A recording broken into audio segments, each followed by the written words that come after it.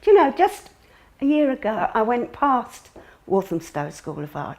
I was very impressed. It looked magnificent, just like it used to before. Very grand. It still looks impressive, and I was overwhelmed by it, and I'm still overwhelmed by the Corinthian columns, they're so high.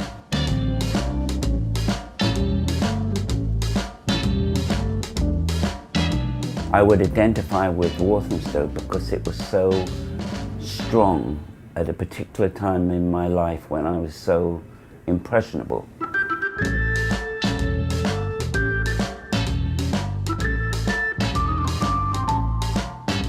It was about a period of time, not just the bricks and mortar of being in a certain place.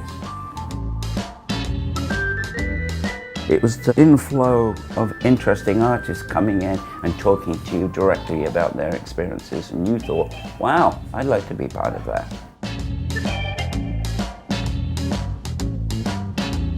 I mean, it seemed like everyone was there and you didn't know it.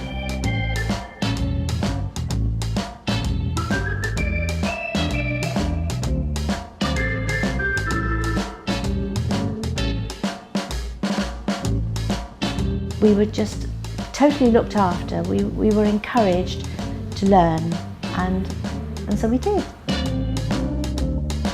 It was just such an opportunity.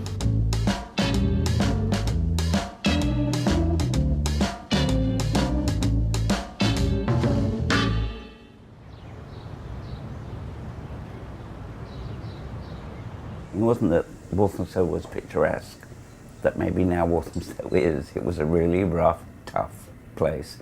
And your social life as a young artist started when you worked in the market as a barrow boy, and that way you earned your money, and then you came to the art school. Because the art school was where it was and where Walthamstow is, the students were different. They all seemed to be ruffians of one kind or another.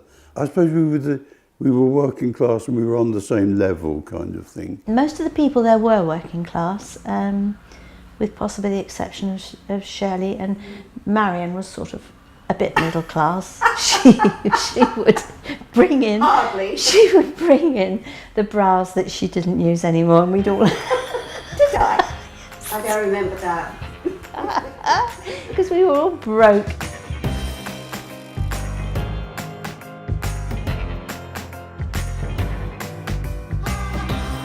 It was a period of time in which all these extraordinary people came and imparted their talent, and we received it and then took it on. We were just totally spoilt at Walthamstow. It was very special.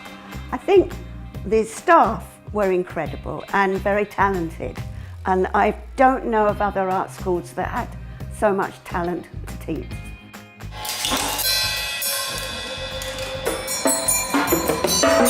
It allowed me greater freedom, and also there was a dialogue with my contemporaries. Yeah, it was in my class, so that was I really treasured that.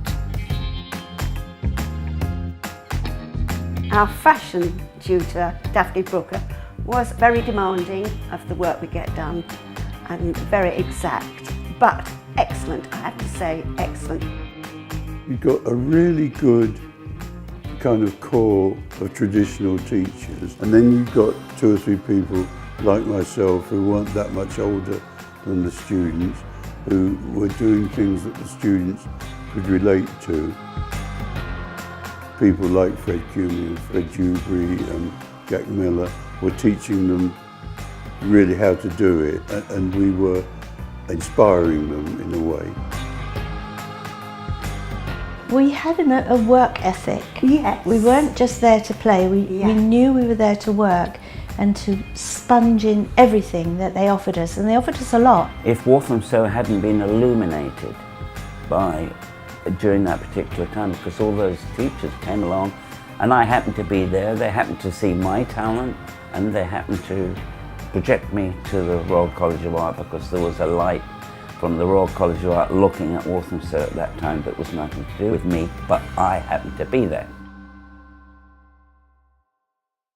When I landed in Walthamstow, as I said, from another part of London, It was heaven. I mean, it was just a very welcoming place where they understood the needs of a young artist. What did we actually do when we arrived? Were we introduced to the staff? All I can remember is going for an interview and meeting the principal, Stuart Ray, a tall, gangly man, a little bit scary with a tash, and a little bit sort of off the wall, one might say. Oh, that could be Stuart. Looks like Stuart's office actually. That reminds me. It could. That will well be the shape of Stuart's.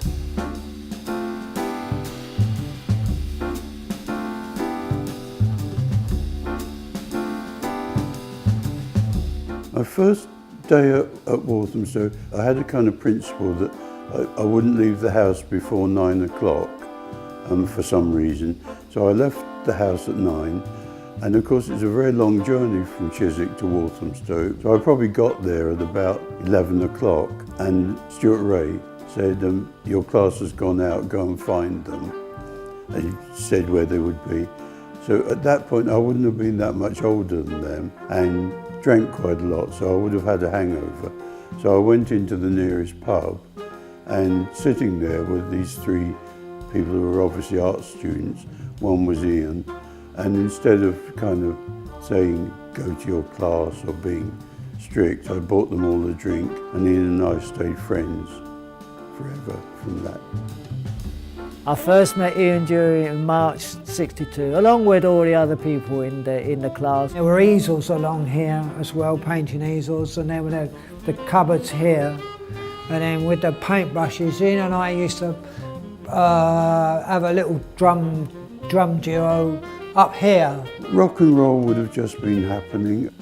Jazz a lot, there was a big interest in modern jazz, both with Ian and Terry Day was a free-form jazz musician.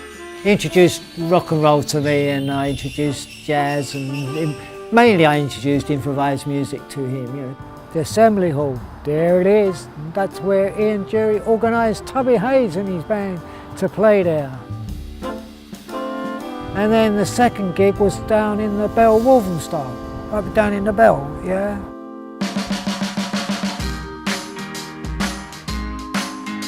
The relationship to art school and pubs was a very particular one. So one spent a lot of one's talking and time and thinking in the pub. Oh, we wouldn't go to a pub, would we, Marion? The first day I was there, I was straight up the local pub, up at the Bell. Do you remember that? The Bell. Brilliant, I loved it, because coming from a very strict family, never been in a pub, never been out really. Straight up the pub at lunchtime, drinking. The Bell was the main centre of Walthamstow, and it was a good little pub because it had music going on it. The darts and the bar billiards, it would be the focus of the activity on a Friday night mainly.